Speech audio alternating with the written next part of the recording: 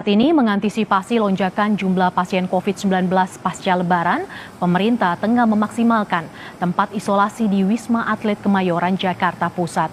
Hingga Rabu pagi, saudara, sebanyak 3.221 pasien positif COVID-19 bergejala tengah menjalani perawatan.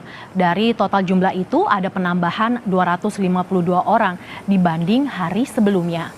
Pasien yang menjalani perawatan di Wisma Atlet Jakarta terdiri dari 1.549 laki-laki dan 1.672 perempuan.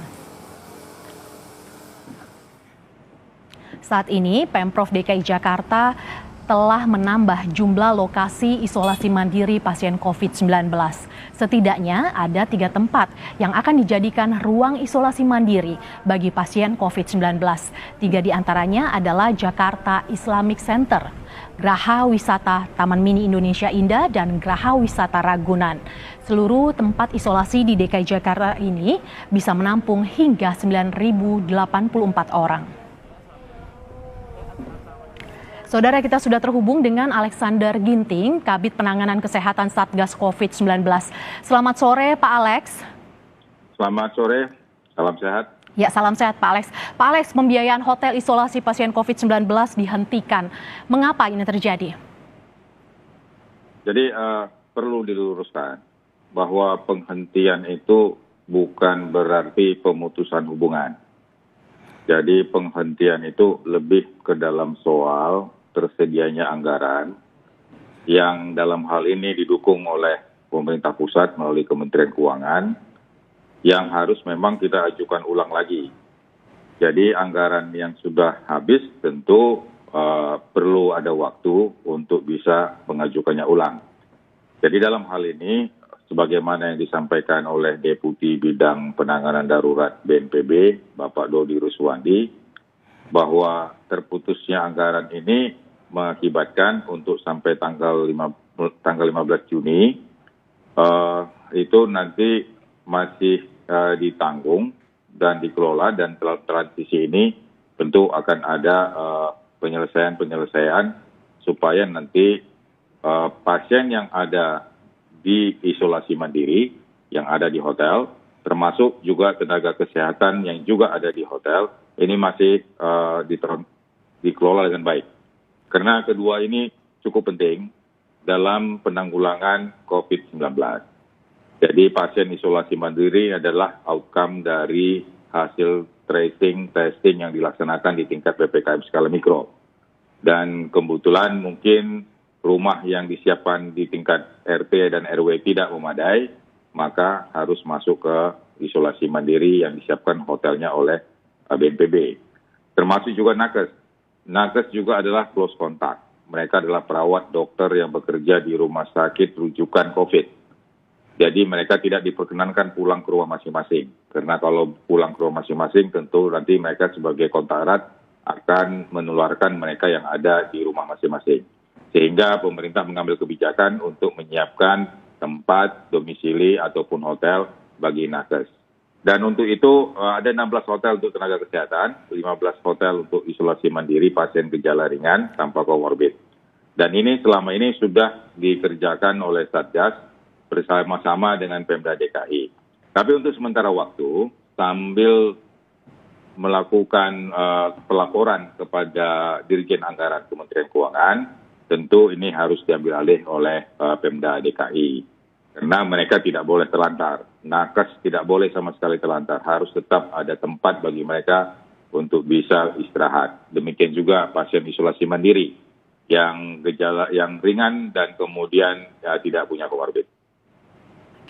Ya Pak, lantas bagaimana antisipasi lonjakan? Kita tahu bahwa ada kemungkinan lonjakan yang terjadi jumlah pasien COVID pasca Lebaran. Artinya akan diisolasi di mana Pak berikutnya? Ya, jadi pertama bahwa kita sekarang sudah punya instrumen PPKM skala mikro. Di mana PPKM skala mikro itu komandannya adalah kepala desa dan lurah. Dan kemudian lurah dan kepala desa mengaktifkan RT, RW untuk melihat warganya agar dilakukan kontak tracing. Jadi bagi mereka yang termasuk kontak erat, kemudian dilakukan karantina, bagi mereka yang bergejala dilakukan isolasi. Itu bisa dilaksanakan di RT atau RW yang ditunjuk sepanjang tempatnya memadai. Kalau tempatnya tidak memadai, inilah yang akan kita transfer ke tempat yang tersentralisasi. Artinya kalau ada penemuan-penemuan kasus, kita sebenarnya mengapresiasi semua mereka yang bekerja di PPKM skala mikro.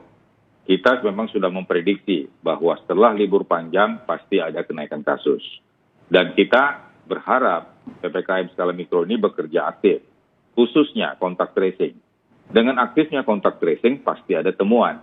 Temuan itu ada yang terkonfirmasi, ada yang bergejala, dan ada yang kontak erat. Nah, kontak erat tentu tidak perlu kita geser. Tapi bagi mereka yang terkonfirmasi, tentu harus kita geser ke tempat yang di mana mereka bisa dirawat. Kalau penyakitnya sedang dan berat, tentu ke rumah sakit. Kalau dia ringan, tentu ke tempat yang ditetapkan sebagai isolasi mandiri ataupun juga ke Wisma Atlet. Pak Alex, saya mau memastikan, artinya per tanggal 15 nanti, apakah tadi Bapak menjelaskan ada 31 hotel untuk tenaga kesehatan dan juga pasien melakukan isolasi mandiri. Nah, artinya setelah tanggal 15, bagaimana kelanjutan dari tempat isolasi ini, Pak? Setelah tanggal 15 tentu Pemda DKI akan mengendalikan untuk tempat isolasi ataupun tempat untuk nakes. Jadi ada dua hal yang harus kita lihat.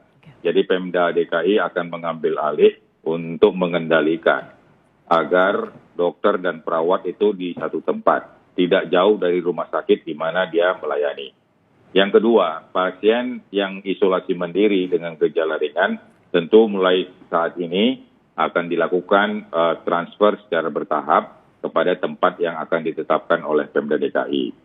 Lain hal nanti, sebagaimana yang disampaikan oleh Pak Dodi Ruswandi selaku Deputi, bila mana nanti terjadi kenaikan kasus dan kemudian anggaran tersedia, ini akan dikelola kembali bersama-sama. Tentunya di sini pemerintah pusat, BNPB, Satgas, dan pemerintah DKI ini adalah menjadi tugas kita bersama. Persoalan sekarang adalah bagaimana pengendalian ini saat dalam transisi ini akan di Pemda DKI. Dan kalau misalnya nanti anggaran tersedia lagi di tingkat BNPB ataupun Satgas, nanti ini akan secara bersama-sama kembali. Tugas pokok kita adalah menanggulangi COVID-19, menghentikan penularan, dan kemudian melandaikan seluruh parameter-parameter yang ada di dalam pandemi ini. Pak Alex, Anda bisa jelaskan akar permasalahannya seperti apa sih Pak sehingga terjadi seperti ini begitu? Artinya perlu ada proses akhirnya pemerintah Provinsi DKI Jakarta juga ikut ambil alih. Jadi ini sebenarnya lebih masalah ke administrasi dan anggaran.